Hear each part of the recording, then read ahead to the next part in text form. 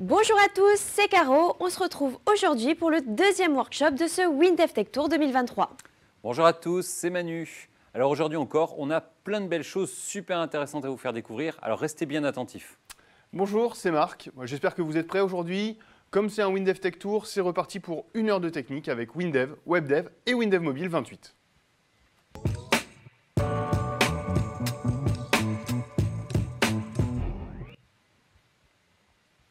Vous vous souvenez du Kanban qu'on a créé ensemble dans WinDev hier pour l'agence immobilière? Tiens, je vous le remontre rapidement. Alors, je vous rappelle, le Kanban, ça permet de gérer des tâches visuellement sous forme de cartes dans des listes. Alors, des tâches, mais pas que, parce que dans notre exemple, on gère des biens immobiliers. Eh bien aujourd'hui, on va aussi parler du Kanban, mais cette fois-ci dans WebDev. Et oui, le champ Kanban est aussi disponible pour le web. Bon, on ne va pas le refaire de zéro, ça se passe exactement pareil.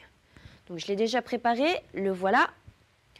J'ai fait go du site et voilà le même Kanban que celui qu'on a vu hier. J'ai les mêmes fonctionnalités, donc je peux déplacer les cartes, les supprimer, en ajouter. Alors aujourd'hui, on va poursuivre notre exploration du champ Kanban. On m'a demandé d'ajouter un filtrage sur l'affichage des cartes. L'utilisateur, il veut pouvoir saisir un texte et ne voir que les cartes qui contiennent ce texte. Vous allez voir, c'est hyper facile. Allez, je reviens en édition. Alors, dans la page, pour saisir le texte, j'ajoute un champ de saisie. Je l'appelle filtre. Le voilà. Et un bouton filtrer.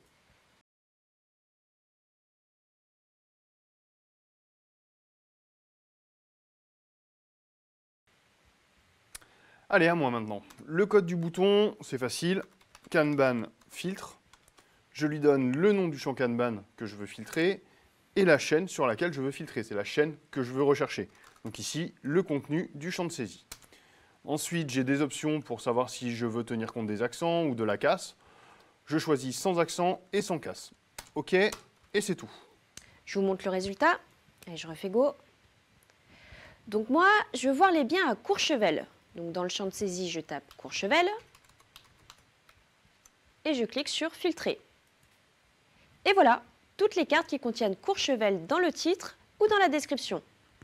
Donc, grâce au W-langage, offrir une fonctionnalité de filtrage dans un champ Kanban, c'est une seule ligne de code.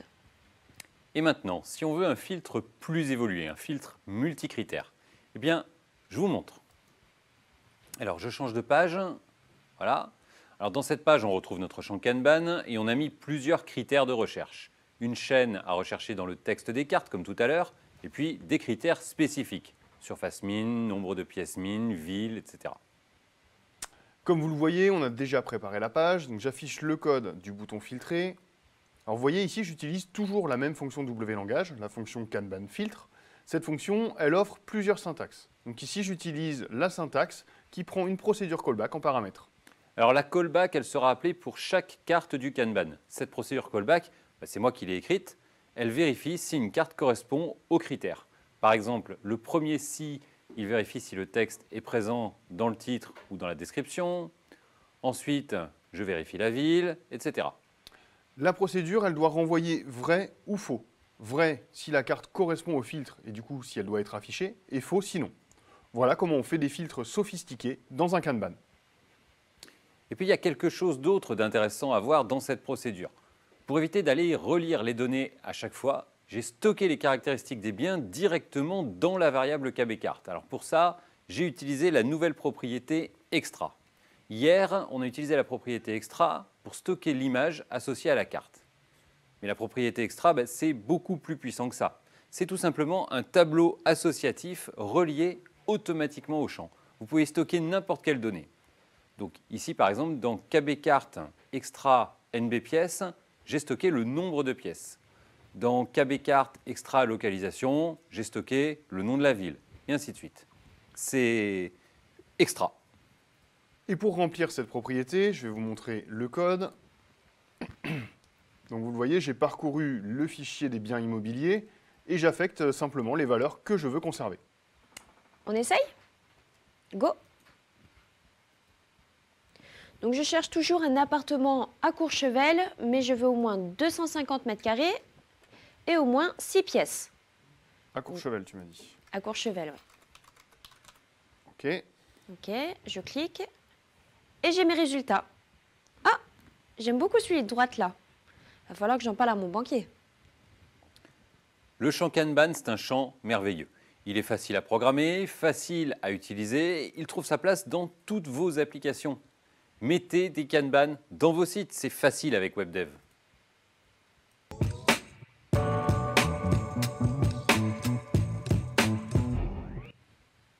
Alors vous le savez, dans WinDev, le code peut être découpé en procédures ou en classes. Alors dans ce sujet, on va parler des procédures.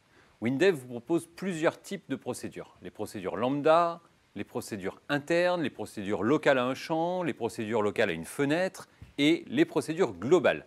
On va vous montrer quel est l'intérêt de chaque type de procédure, comme ça, vous pourrez choisir. La différence, c'est une question de portée.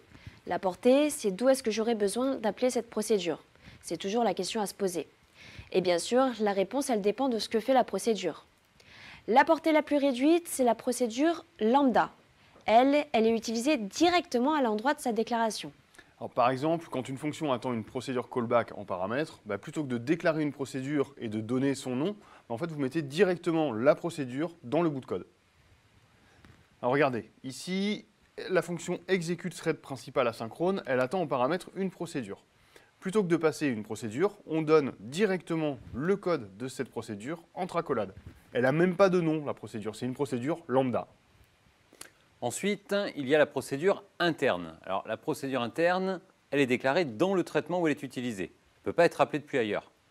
Pour déclarer une procédure interne, c'est facile, il suffit de saisir procédure interne, le nom de la procédure et ses paramètres éventuels. Gros avantage des lambdas et des procédures internes, elles ont accès aux variables du traitement qui les contient. Vous n'avez pas besoin de les passer en paramètres. En W-langage, vous pouvez aussi définir des procédures locales à un champ. Donc ça, c'est pratique pour rassembler au même endroit tous les traitements qui concernent un champ. Lorsque vous copiez le champ pour le réutiliser dans un autre projet ou le transformer en modèle de champ, grâce aux procédures locales de champ, vous êtes sûr de ne pas oublier une procédure qui le concerne et qui serait définie ailleurs. Ensuite, la procédure locale de fenêtre. Bon, elle, vous la connaissez bien, elle est utilisable depuis tous les traitements d'une fenêtre. Et enfin, quand vous avez besoin d'appeler une procédure depuis plusieurs fenêtres, vous utilisez une procédure globale. Dans un projet, les procédures globales, elles sont rangées dans des collections de procédures. Et c'est pas fini. Pour régler encore plus finement les endroits depuis lesquels vous pouvez appeler une procédure globale, vous pouvez également réduire la portée de ces procédures globales. La portée d'une procédure globale, ça peut être publique, privée ou restreinte. Alors par défaut, c'est public. C'est une procédure en fait qui peut être appelée de partout. Une procédure privée, elle ne pourra être appelée que depuis, là vous en avez une ici, elle ne peut être appelée que depuis la collection de procédures dans laquelle elle se trouve, c'est-à-dire que par les procédures qui se trouvent dans la même collection qu'elle. Et le dernier cas, qui concerne les web services, les composants et les composants internes, vous le savez, les web services, les composants et les composants internes, ça sert à rendre disponibles des collections de procédures pour un autre projet. Dans ce cas, vous disposez de la portée restreinte. Une procédure globale restreinte, c'est une procédure qu'on peut appeler depuis le projet qui la contient, mais pas depuis l'extérieur. Donc pas depuis le web service, le composant ou le composant interne. Ça sert pour des procédures qui sont nécessaires, mais qui ne doivent pas être appelées directement. Établissez de bonnes procédures pour avoir de bonnes applications. Le W-langage vous aide, profitez-en.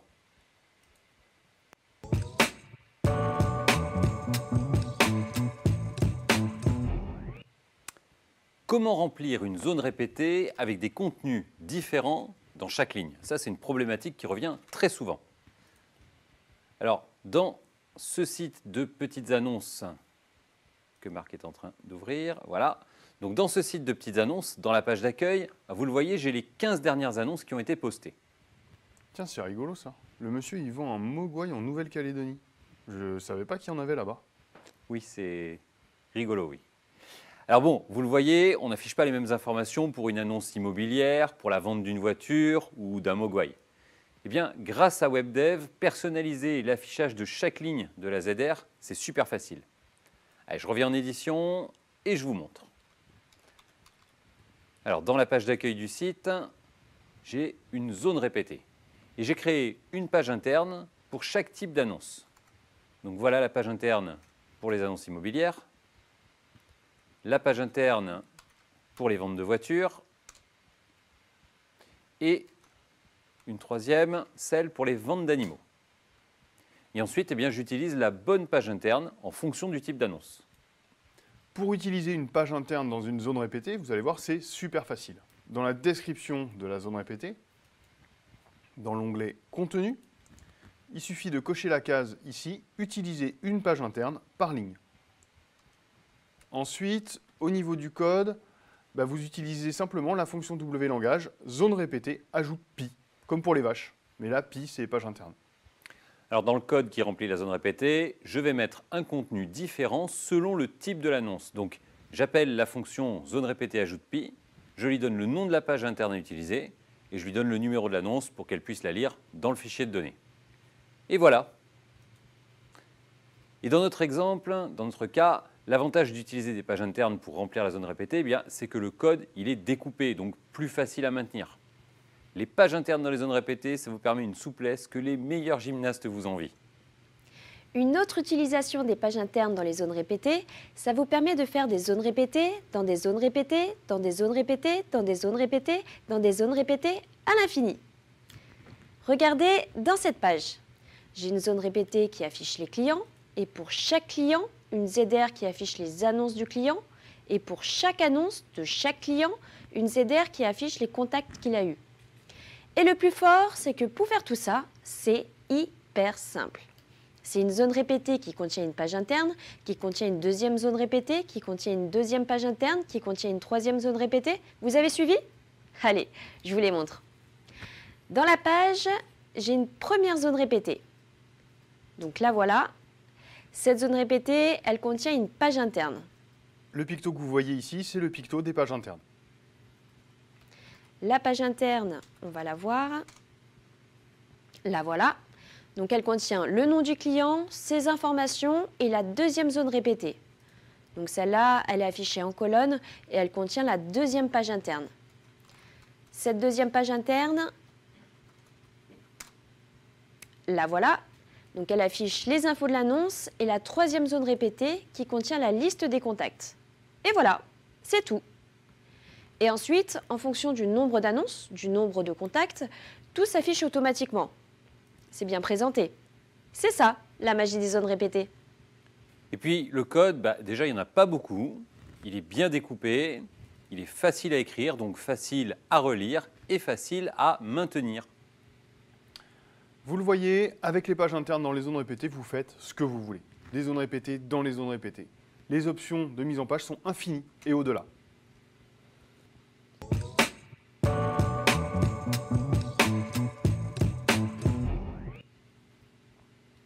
Alors vous le savez, la facturation électronique obligatoire pour la France entre en vigueur l'an prochain. Alors qu'est-ce qui vous attend et comment y faire face? On fait un point. Bon, déjà je vous rassure, vous avez tout ce qu'il faut. Alors, quel est le calendrier de mise en place? Les 3 dates clés sont, à partir du 1er juillet 2024, toutes les entreprises doivent être capables de recevoir des factures électroniques. Alors ça veut dire qu'il faut vérifier dans les logiciels que vous développez que la réception de factures électroniques est disponible. Sinon, il faut la développer. Alors je vous rassure, WinDev, WebDev et WinDev Mobile, avec WinDev WebDev et WinDev Mobile, vous avez tout ce qu'il vous faut et c'est facile. À cette même date du 1er juillet 2024, toutes les grandes entreprises doivent être capables d'émettre des factures électroniques. Une grande entreprise, dans ce cas, c'est une entreprise dont l'effectif dépasse 5000 personnes ou dont le chiffre d'affaires est supérieur à 1,5 milliard d'euros. Deuxième date, c'est le 1er janvier 2025. Alors l'obligation d'émission va s'appliquer aux entreprises de taille intermédiaire. Intermédiaire, ça veut dire plus de 250 personnes ou plus de 50 millions d'euros de chiffre d'affaires. Et enfin, troisième date, à partir du 1er janvier 2026, toutes les entreprises assujetties à la TVA, quelle que soit leur taille, doivent obligatoirement émettre des factures électroniques. Tout le monde. Mais au fait, une facture électronique, c'est quoi exactement?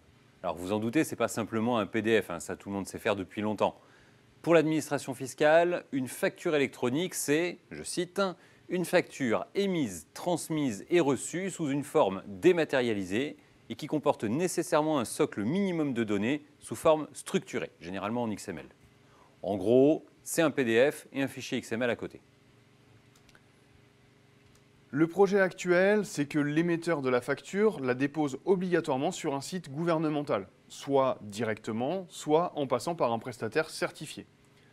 Et comme vous êtes en W langage, vous avez tout ce qu'il vous faut à votre disposition. La gestion des documents XML, la génération des PDF, la signature numérique des PDF ou des fichiers, on l'a vu hier, les web services. Tout est dès aujourd'hui à votre disposition. Et bien sûr, dès que les spécifications précises seront publiées par l'administration fiscale, vous aurez des exemples de code à votre disposition. La facturation électronique obligatoire, c'est une étape importante dans la dématérialisation. Avec WinDev, WebDev et WinDev Mobile, vous êtes serein pour l'aborder.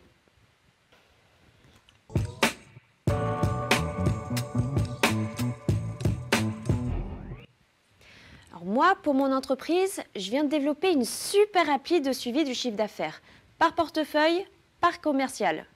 Donc il faut que chaque commercial, il l'ait sur son ordi. Mais comment je fais pour la distribuer? Parce que je veux pas que n'importe qui puisse la choper. Et puis on a 17 agences différentes, et puis il y a les itinérants. Et pour les mises à jour, ça va se passer comment? Et je la mets où? J'avoue que je suis un petit peu perdue. Alors, ça tombe bien, parce qu'il y a un outil qui répond à toutes tes questions. C'est un super outil. Il est livré en standard avec WinDev et WinDev Mobile. C'est le store privé. Le store privé, je vous le rappelle, c'est un magasin d'applications. Vous l'installez dans votre entreprise ou chez PCS Cloud. Vos développeurs déploient les applis internes dans le store privé. Et comme ça, vous avez un point central pour la distribution des applis d'entreprise, et accessible uniquement par les personnes choisies. Le store privé, il est disponible pour les applications Windows, pour les applis Android et aussi pour les applis iOS. Ah bah c'est nickel. Tu peux me montrer comment on fait? Eh bien écoute, on n'a qu'à le faire ensemble, tu vas voir, ça va bien se passer. Cool. Alors la première étape, c'est d'installer un store privé. Vous avez 3 options possibles. Soit vous avez déjà un serveur d'application WebDev dans votre entreprise, parce que vous avez déjà des sites WebDev. Alors dans ce cas-là, vous avez déjà le store privé, il est inclus dans le serveur d'application. Soit vous avez une plateforme d'exploitation chez PCS Cloud. Dans ce cas-là, vous avez déjà le store privé, il est inclus dans la plateforme. Et sinon, il vous suffit de l'installer sur un serveur de l'entreprise en utilisant le serveur d'application réservé qui est livré avec WinDev, ou de souscrire à une plateforme chez PCS Cloud. Moi, j'ai trop de la chance, j'ai déjà un compte chez PCS Cloud. Alors, comment je fais pour mettre mon application dans mon store privé? Eh bien, tu vas voir, ça va bien se passer. Ça commence dans WinDev, dans ton projet, on va générer l'installation.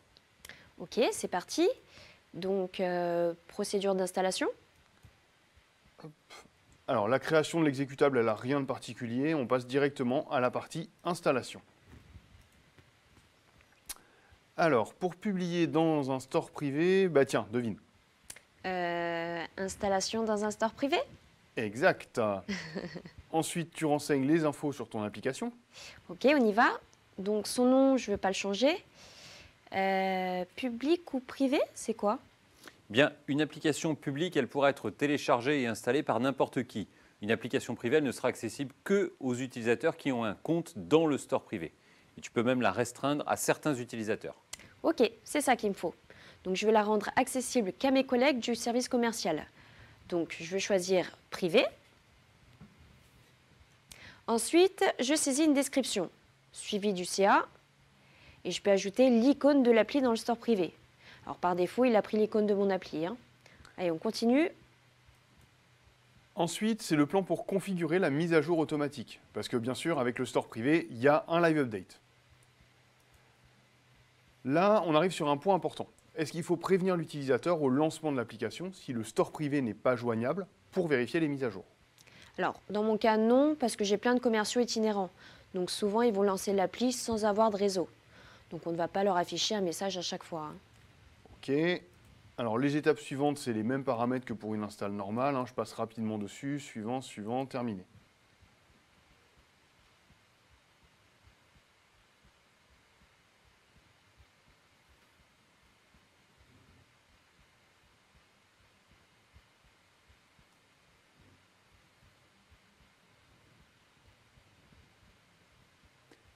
Et c'est tout.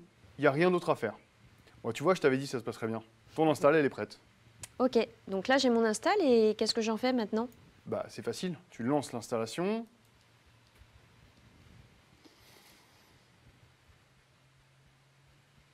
tu as un assistant qui se lance. Alors, tu dois saisir l'adresse de ton store privé. Donc c'est le nom de ma plateforme PCS Cloud, je suppose? Exactement. Il faut aussi le login et le mot de passe d'un compte qui est autorisé à ajouter des applications dans le store privé. Alors oui, on l'a dit, le store privé gère des utilisateurs, mais tout le monde n'a pas forcément le droit d'ajouter des applis dedans. Ça, c'est un paramètre du store. Comme tu n'as jamais utilisé ton store privé, tu peux utiliser les infos de connexion par défaut. Alors là, attention, il y a une astuce.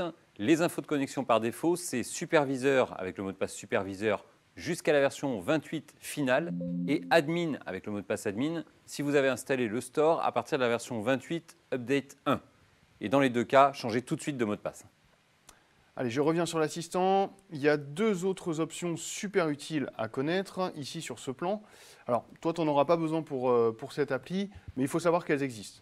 D'abord, tu peux ajouter un fichier de configuration qui sera installé sur les postes clients avec l'application. Alors ça, c'est très utile quand tu déploies la même application dans le store privé de plusieurs clients.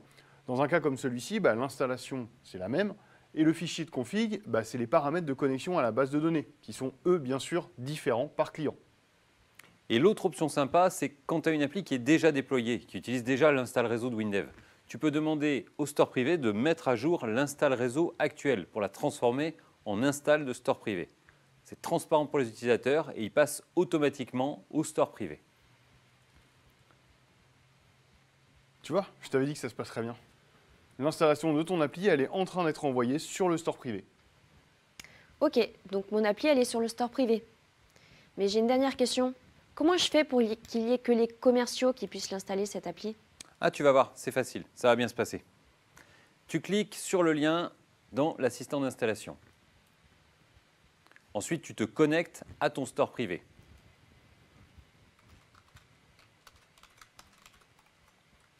Voilà.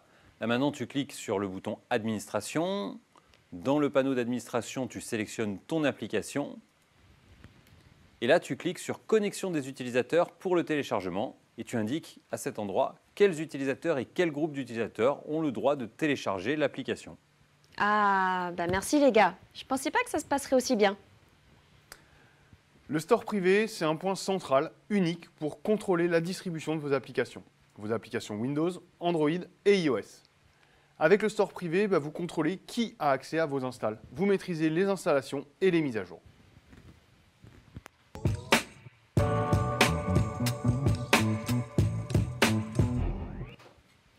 Allez, on se détend 5 minutes. On reprend notre liste des 20 nouveautés de la version 28 qui vous ont peut-être échappé. Et aujourd'hui, on commence avec une nouveauté de code. Alors, je charge le projet. Elle arrive. Voilà, donc on commence avec une nouveauté de code, c'est la propriété extra. Moi, j'en ai l'eau à la bouche. Extra, vous l'avez déjà aperçu dans le sujet sur le champ Kanban, c'est un tableau associatif associé au champ de vos fenêtres. Vous y stockez n'importe quel type de variable, du texte, des numériques, des images, ce que vous voulez. Ça vous évite de déclarer des variables locales pour stocker des données qui sont associées à un champ. En deuxième place, aujourd'hui, les expressions régulières insensibles à la casse. Une expression régulière, je vous rappelle, c'est une syntaxe pour vérifier qu'une chaîne respecte bien un format donné. Je vous donne un exemple. Alors ici, j'ai écrit une expression régulière qui vérifie que la chaîne contient bien une plaque d'immatriculation. Mais elle marche que si les caractères sont en majuscules. Sur une plaque d'immatriculation, c'est le cas. Mais à la saisie, ce n'est pas forcément le cas. Eh bien, en version 28, j'ajoute parenthèse, point d'interrogation, i, parenthèse, au début de la regex, pour faire la vérification sans tenir compte de la casse. Allez, on continue ce sujet avec une autre nouveauté de code, c'est le nouvel attribut extension. Allez, celui-là, je vais vous l'expliquer mieux que dans la brochure. Quand vous ajoutez l'attribut extension sur une procédure, cette procédure, elle peut être utilisée en syntaxe préfixée sur le type de variable qui correspond à son premier paramètre. Je vous montre un exemple. Cette procédure mélange, ici, elle prend en premier paramètre une chaîne. Je lui ajoute l'attribut extension, et maintenant je peux utiliser la procédure mélange en syntaxe préfixée des chaînes. C'est-à-dire que je peux faire liste lecture, point mélange, au lieu de faire mélange liste lecture. Et c'est pas fini. Allez, on continue avec deux nouvelles fonctions cette fois-ci. C'est deux fonctions de dessin. c'est les nouvelles fonctions WLangage décontraste et déredresse. Alors décontraste pour augmenter ou réduire le contraste et déredresse pour corriger les effets de perspective. Avec ces nouvelles fonctions, la gestion des images est encore plus riche. Une autre nouvelle fonction très utile, c'est IBAN valide. Donc ça vous confirme qu'un numéro d'IBAN qui a été saisi est correct. Ça ne vous garantit pas que le compte bancaire existe, mais au moins vous êtes sûr que l'utilisateur n'a pas fait de faute de frappe. Et pour la suite, on passe dans WebDev. Alors cette nouveauté, je suis quasi sûr que vous l'avez loupée parce que moi je l'ai loupée. C'est l'envoi des valeurs des champs lors d'un appel AJAX. C'est vrai que dit comme ça, on ne comprend pas forcément. Mais cette nouveauté, elle vous évite d'avoir à placer des boutons Submit cachés. Ce qu'il faut savoir, c'est que quand le code navigateur fait un appel AJAX, par défaut, les valeurs de champ de la page web ne sont pas renvoyées au serveur. Et souvent, dans le code serveur, vous voudrez lire les valeurs qui ont été saisies dans le navigateur. Donc avant, on mettait un bouton caché pour renvoyer ces valeurs. Et maintenant, il suffit d'ajouter la constante AJAX envoie valeur champ. Et c'est tout. Et la 7e nouveauté, elle est vraiment intéressante. Elle sert à accélérer le chargement de vos sites chez l'internaute. C'est la nouvelle fonction WLangage session page demandée. Alors cette fonction, elle permet de savoir dès le code d'init du projet quelle page du site sera affichée. Donc ça évite de faire des initialisations inutiles. Vous accélérez votre site. WinDev, WebDev et WinDev Mobile, c'est une suite logicielle à la richesse fonctionnelle impressionnante. Avec 928 nouveautés dans la version 28, soyez attentifs pour n'en rater aucune.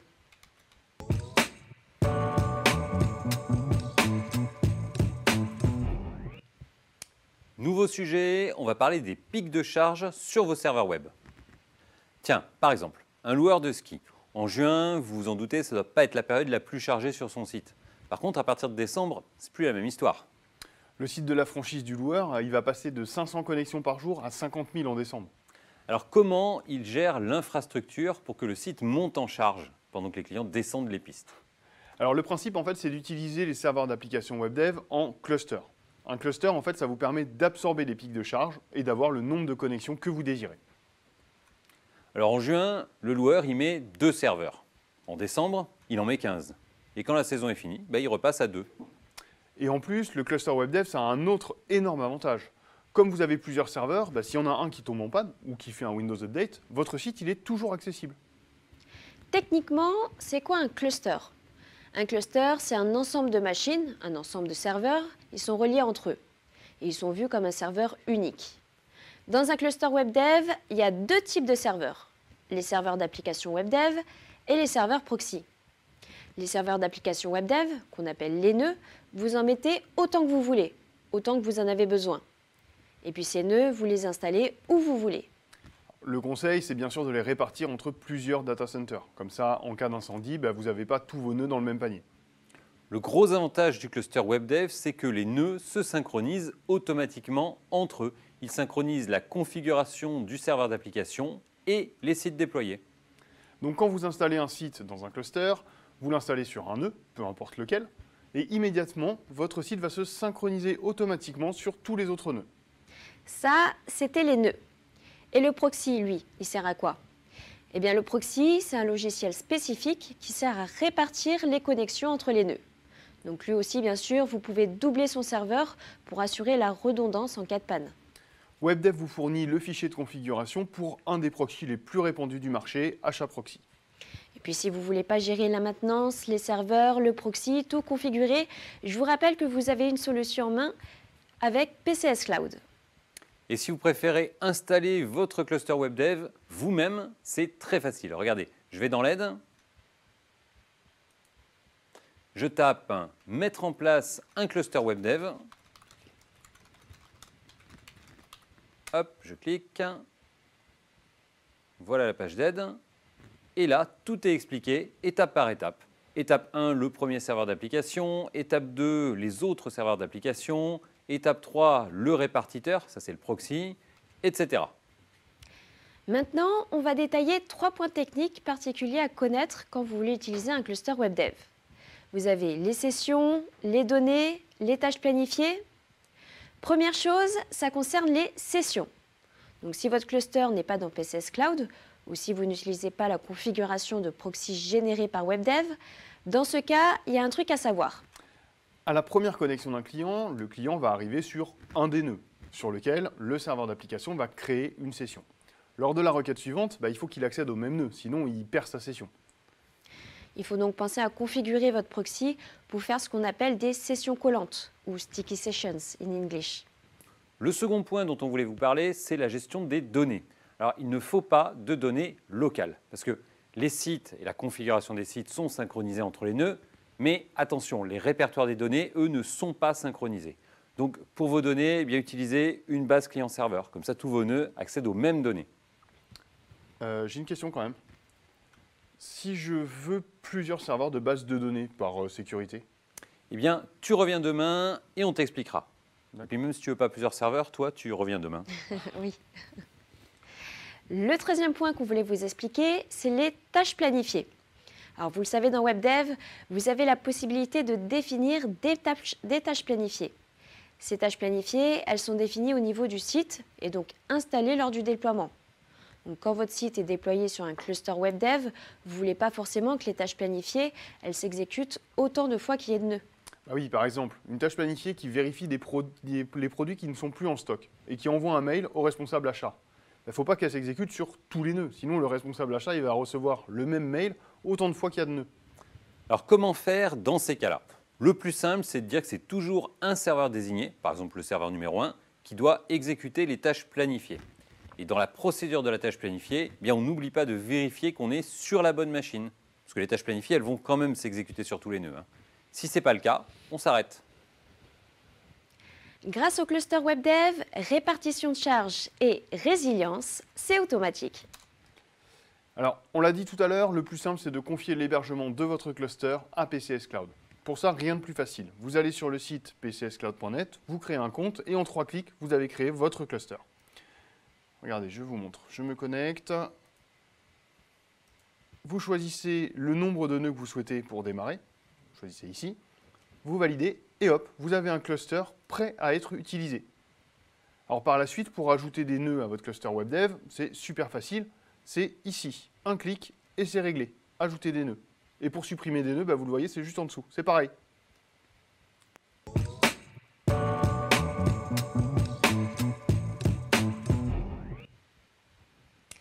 Pour vous qui utilisez WinDev tous les jours, je vais vous montrer 10 trucs et astuces pour créer des UI encore plus efficaces. Allez, c'est parti. Je charge un projet. Déjà, on peut commencer par les gabarits. Vous le savez, WinDev vous offre en standard 42 gabarits. Vous choisissez celui qui correspond au type d'application que vous développez et automatiquement, toutes vos fenêtres et tous vos champs respectent la même charte graphique. En version 28, en plus, 2 nouveaux gabarits font leur apparition. Le gabarit Touch, spécialisé pour les interfaces tactiles, avec des libellés plus gros et des champs faciles à manipuler au doigt, et le gabarit 11, qui vous offre un look Windows 11 natif. Avec WinDev, même sans compétences graphiques dans l'équipe, vous créez des UI sophistiqués. Ensuite, il y a les marges. Alors vous le savez, il faut augmenter ces marges, que ce soit en gestion ou dans les UI. Alors par exemple ici, dans ce champ onglet, je veux ajouter des marges autour du libellé des volets de l'onglet. Donc c'est facile, c'est dans la description du champ onglet, dans le volet style. Et il suffit de sélectionner l'élément libellé du volet actif et de cliquer sur marge. Donc dans la pop-up qui s'ouvre, je saisis les marges, donc haut, bas, gauche et droite. Je valide. Et voilà, c'est plus aéré. Allez, changement de champ, changement d'option. Moi, je vais vous montrer un truc sur les boutons. En version 28, les boutons gagnent des cadres personnalisés. Regardez, dans la description du champ bouton,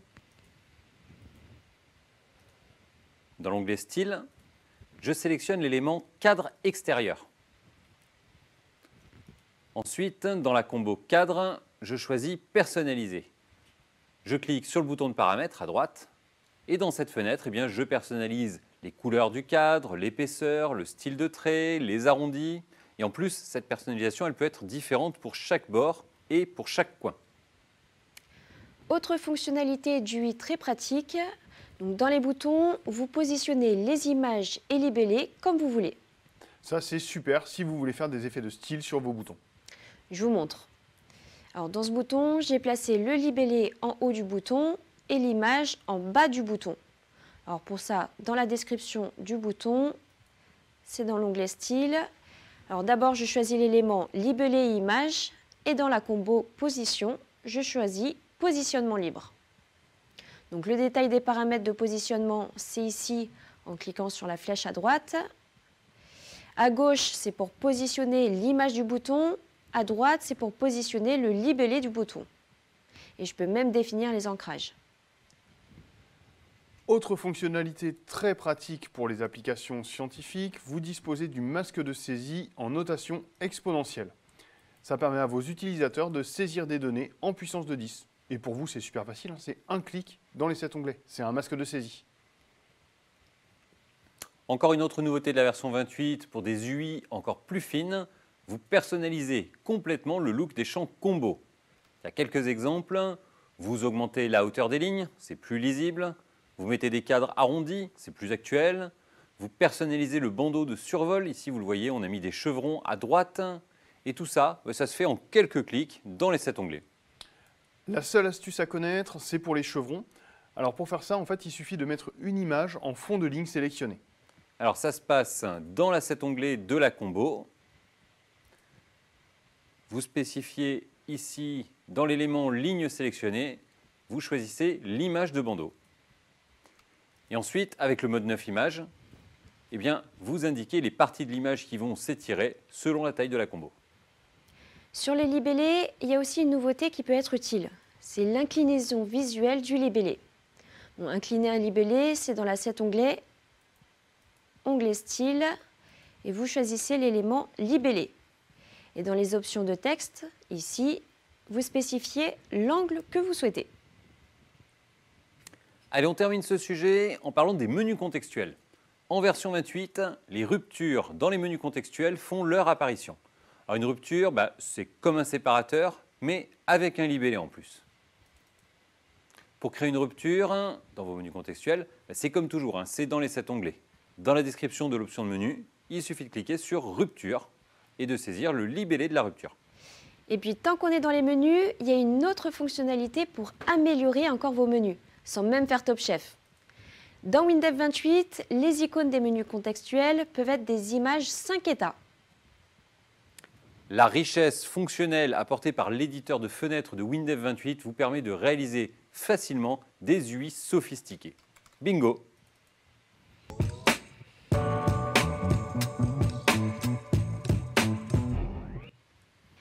Les plugins d'application, ça a plein d'avantages. Vous pouvez vendre des fonctionnalités optionnelles sans avoir à relivrer toute l'appli.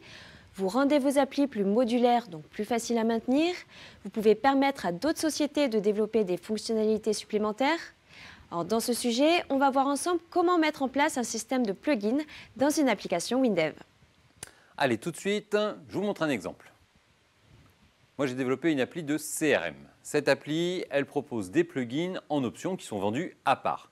Il y a un plugin pour afficher des stats géographiques sur les clients, un plugin pour calculer des recommandations de produits en fonction des achats passés et des achats des autres clients. Alors, comment une application accepte des plugins dynamiques?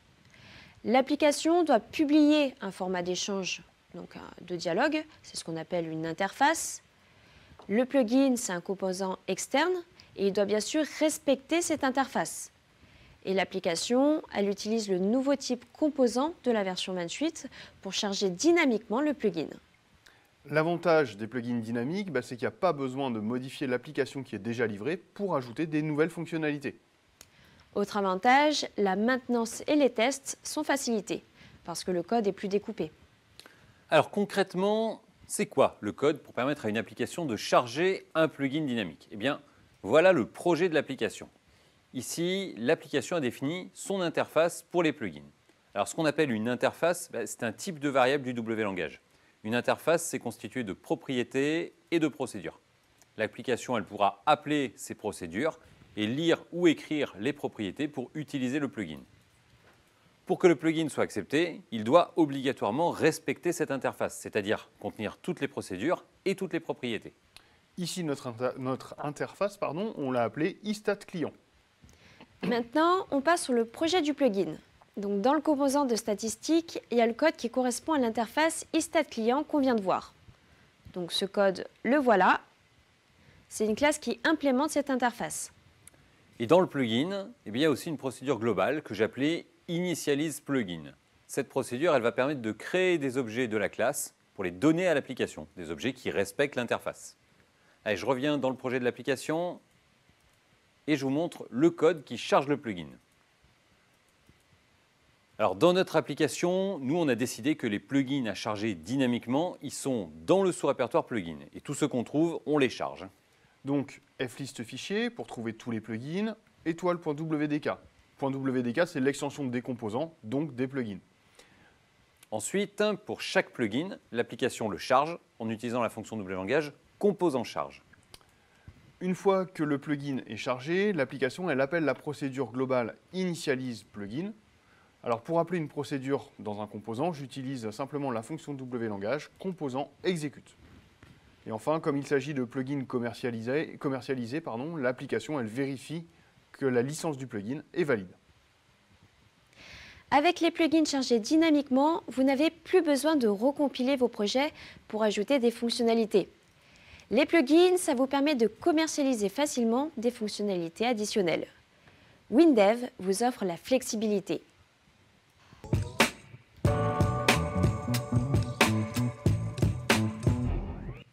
Parlons mobile. Alors dans ce sujet, je vais vous présenter un champ incontournable de WinDev Mobile. C'est une véritable application à lui tout seul. C'est le champ éditeur d'images. Alors pour commencer, je vous montre cet éditeur d'images dans une appli. Alors j'affiche l'écran de mon téléphone.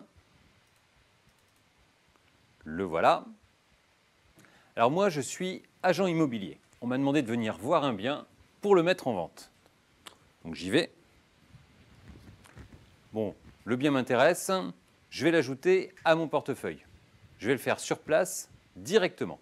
Je lance mon appli, je clique sur Nouveau bien, je saisis les informations, studio télé, Montpellier, 2000 m², et je clique sur le bouton pour prendre des photos. Ah, elle est bien celle-là. Allez, je prends une photo, faites-moi un beau sourire. Voilà, parfait. Je vais en prendre une seconde. Allez, on va ajouter une photo ici. Ouais, voilà. Ok, parfait. Mince, la première, elle est bien, mais elle est mal cadrée. Bon, c'est pas grave. Directement dans mon appli, je vais recadrer la photo. Alors, j'appuie sur l'image pour la modifier. L'application ouvre l'image dans l'éditeur d'images. Et c'est parti. Transformation, recadrage. Je recadre. Hop, hop. Hop, voilà. Valider, enregistrer. Et c'est tout bon. Alors là, tout ça, la prise de photo, toute l'édition d'images, le recadrage, tout ça, pour vous, c'est une ligne de code. Merci le champ éditeur d'images. Et bien sûr, ce champ éditeur d'images, il va bien plus loin que juste le recadrage. Redressement, rotation, symétrie, modification des couleurs, annotation. Directement, sans sortir de vos applications, les utilisateurs y retravaillent leurs images.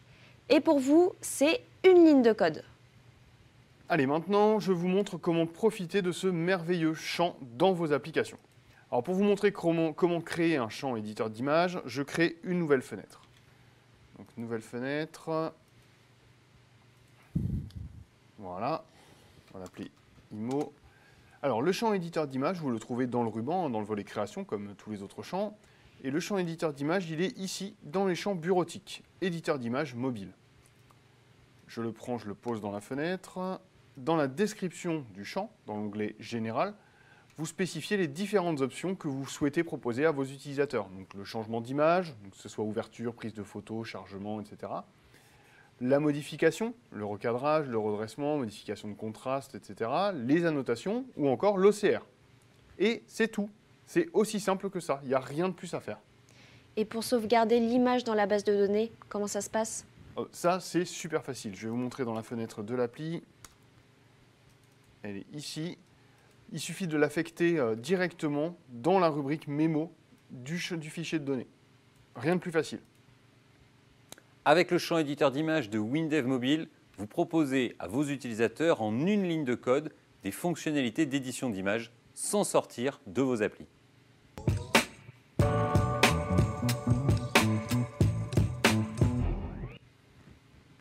WD Script, moi je m'en sers tous les jours. Moi aussi. Vous connaissez? Mais si, vous savez, c'est le nouvel outil qui permet d'exécuter des scripts WLangage. Alors moi, ça me sert par exemple pour tester un petit bout de code ou avoir la valeur d'une constante en WLangage. Et moi, vous le savez, j'ai aussi une casquette d'admin réseau. Et des fois, j'ai besoin d'exécuter des scripts sur toutes mes machines ou juste sur certaines machines. Tiens, par exemple, le mois dernier, on m'a demandé de déployer une base de données sur 15 serveurs de base de données. Donc, il fallait que j'aille voir sur les 15 serveurs s'il restait assez d'espace disponible. Eh bien, plutôt que de le faire à la main, je vais faire un script dans WD Script. Alors là, ce que vous voyez à l'écran, c'est WD Script. C'est la console d'exécution WLangage. Vous saisissez votre code en WLangage, vous cliquez sur le bouton Go et il s'exécute. Puis bien sûr, vos scripts, vous pouvez également les enregistrer. Alors, mon script pour vérifier l'espace disque. Eh bien, je récupère l'espace disponible sur le disque D avec la fonction fdiskinfo. Je rends le nombre d'octets lisible par un humain avec la fonction taille/chaîne. Et enfin, j'affiche le résultat dans la sortie standard avec la fonction console écrit. Rien de bien compliqué. Et voilà, en quelques lignes, je peux récupérer l'espace disque dispo sur mes serveurs. Donc tu vas lancer ce script sur tes 15 machines? Ah non, même pas. Non, non. Je vais le lancer automatiquement en plus. Regarde, j'utilise un autre script pour ça. C'est un script que vous retrouverez dans le code source du workshop. C'est un script générique qui lance des scripts. Moi, je m'en sers tout le temps.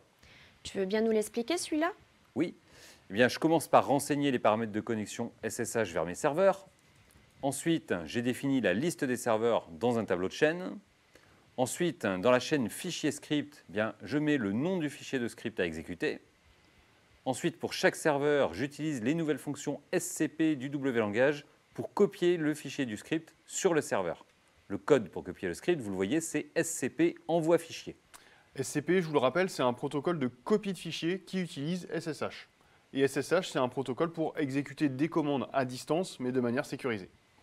Donc, j'utilise la fonction WLangage SSH commande pour lancer mon script dans WD Script console et récupérer son résultat. Alors, vous le voyez ici, on ne lance pas WD Script, mais WD Script console.exe. En fait, WD Script, c'est l'éditeur de script. C'est l'outil en fait, qui vous permet d'éditer, de créer vos scripts. L'outil qui exécute réellement vos scripts, c'est WD Script console. C'est donc cet outil qu'il est nécessaire d'installer sur vos serveurs. Et enfin, j'affiche le résultat du script dans une trace. Et c'est tout. WD Script, vous allez vous en servir tout le temps. Il n'y a plus besoin d'utiliser PowerShell ou Bash. Vous utilisez le WLangage que vous connaissez déjà. Il y a un autre cas où WD Script peut rendre de grands services. C'est par exemple quand vous avez un serveur certifié HDS. Un serveur HDS, vous savez, c'est un serveur qui héberge des données de santé. Donc cette certif, elle nécessite des procédures strictes. Par exemple, tous les traitements sur les serveurs doivent être automatisés. Et bien dans ce cas, vous utilisez WD Script et le tour est joué. WD Script, c'est votre couteau suisse français. Vous verrez, vous ne pourrez plus vous en passer. Et voilà, cette deuxième session du WinDev Tech Tour est déjà finie. C'est passé très vite, mais vous inquiétez pas, rendez-vous demain à 14 h, heure de Paris, pour la suite. On a encore plein de choses à vous montrer. Demain, on verra encore de la technique, on parlera du fameux champ Kanban, mais cette fois en mobile, et aussi du nouveau champ Flexbox. Vous parlez tous de ChatGPT? Eh bien demain, on verra comment intégrer ChatGPT dans vos applis. Et puis bien sûr, il y aura l'incontournable 3 minutes de Marc. Merci de nous avoir suivis et on se dit à demain, même heure.